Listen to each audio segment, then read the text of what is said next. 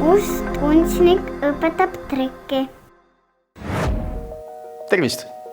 Mina olen mustkunstnik Richard või Richard. Ma ei ole veel otsustanud. Aga täna mõtlesin, et ma õpetan teile ära ühe triki, mis mind tutvustas mustkunsti maailmale ja mis oli esimene trikk, mis mina õppisin. Sest kohe alguses, enne kui ma läbi õhu suutsin sõrmust ühest käest teise visata, pidin ma kasutama abivahendit, sellist nööri. Ja kui me vaatame, siis me suudame koos selle sõrmuse panna mööda seda nööri üles poole. Iseseisvalt.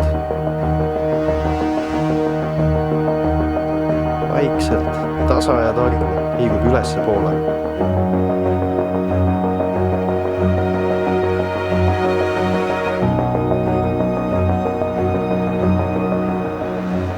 Õpetuse sellele leiate Hea lapse ajakirjast.